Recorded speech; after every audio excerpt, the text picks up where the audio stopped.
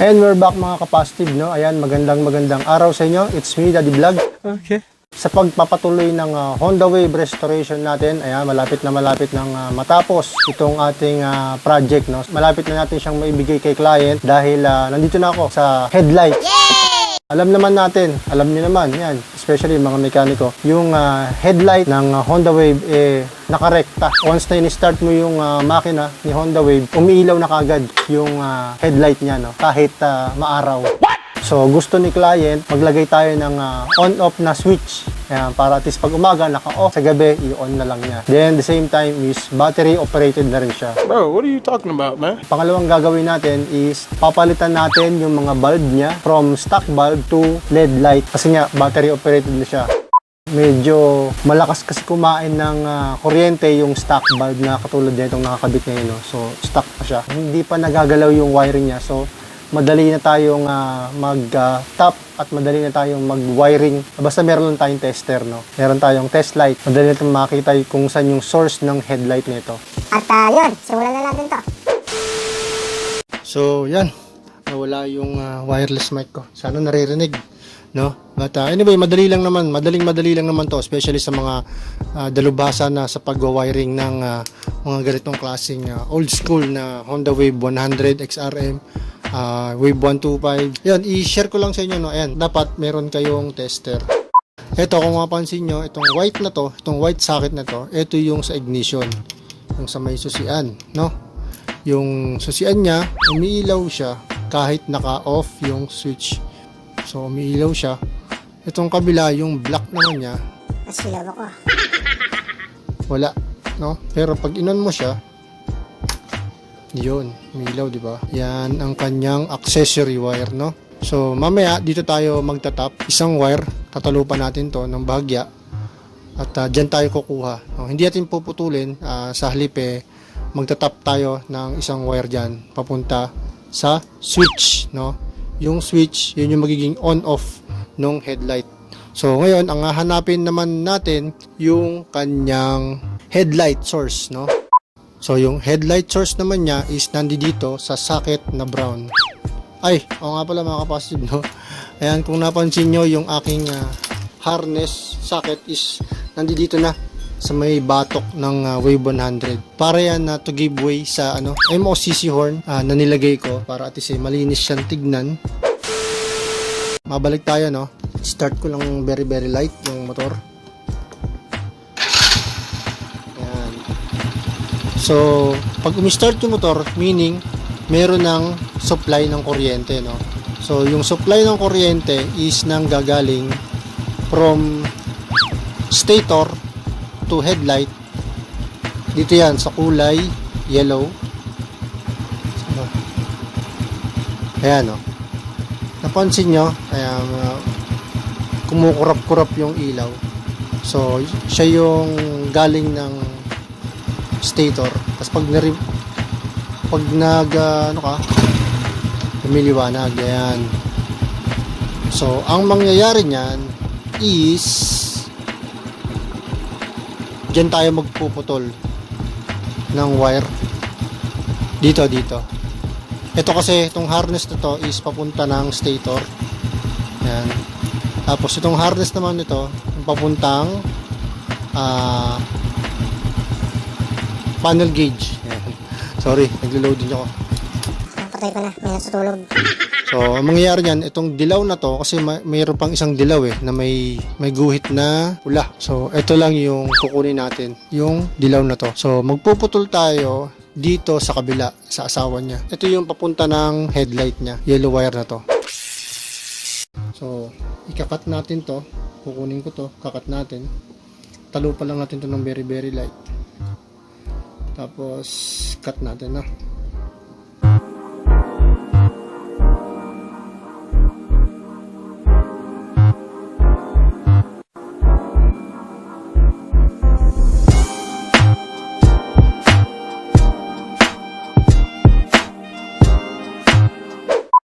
So, yan. Once na nakat mo na itong dilaw, again mga kapasitive, itong pinutol ko, harness to papuntang panel gauge, no? So, para hindi kayo malito, dito ako nagputol. Ito, kasi may supply pa to ng kuryente dahil hindi naman natin to pinatay ng tuluyan, tatakpan natin ito mga kapastig, no? Para at least hindi siya damage ng wire sa loob. Yan. Okay, yan, para malinis pa rin siya tignan. Ngayon, itong pinutol natin, ayan, kunin natin yung hininang natin na switch kanina.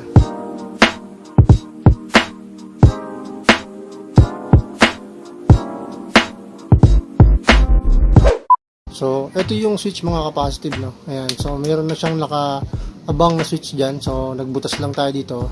At yun, nagpagapang ako ng wire na mahaba. Siguro, mga ilang dangkal din. So, mga 1.5, ganyan. Para umabot siya dito. Ito, ayan. Ito yung wire na yun.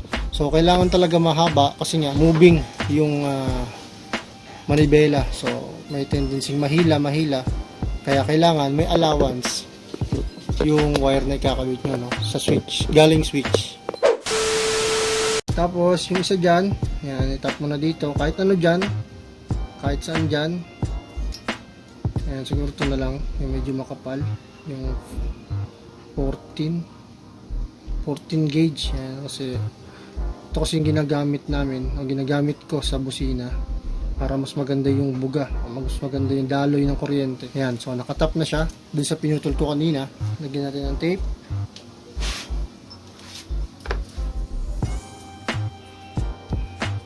Ayan. Next is yung wiring sa accessory niya, no? Yung kulay black. Yan. Yung black galing ignition. So magtatalop din tayo dyan. Hindi tayo magpuputol mga kapasitor, talop lang ang mga magtatap. Depende kasi yan sa gusto nyong tawag eh. Magtatap lang tayo dyan.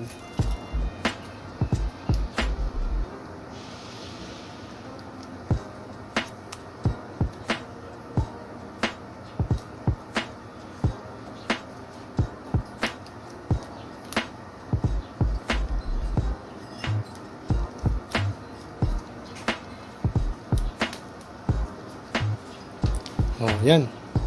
Na-tap ko na yung kabilang wire galing switch dito sa accessory wire.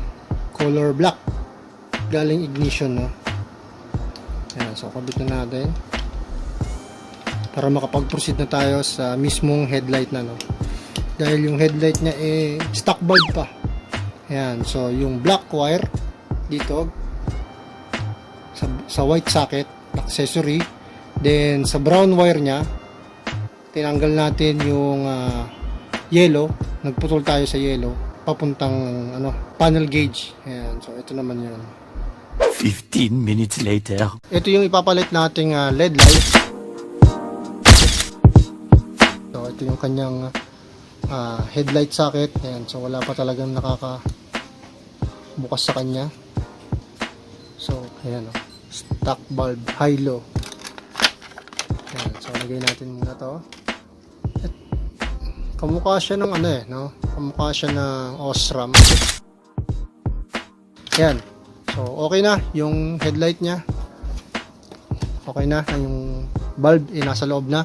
So linisin ko lang tong loob ng kanyang head cowling o head pairings o headlight, basta ganun. Then ikabit ko na, mamaya start na natin, no? Let's go!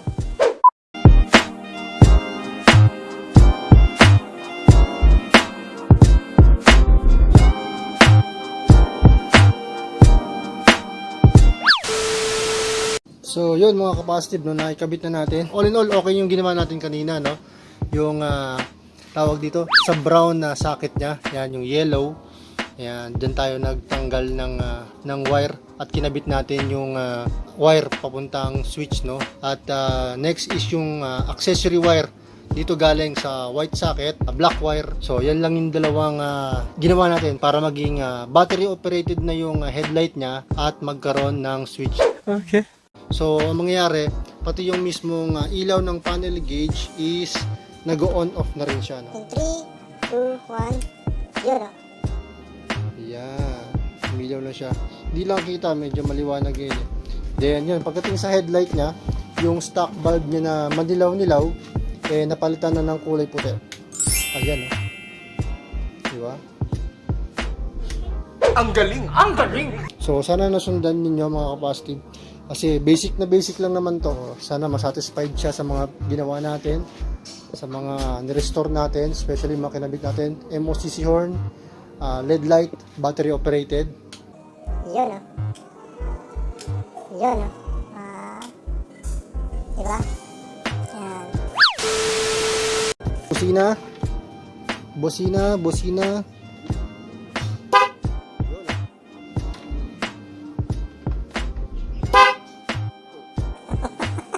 Sorry. May natutulog. So, yun muna mga kapasitive, no? Sana nakatulong tong maigsing share ko. Mabilisan lang to. Sana hindi tayo makapiright dahil may nagbibideo ko. At yun muna mga kapasitive. Stay safe. God bless. Peace out.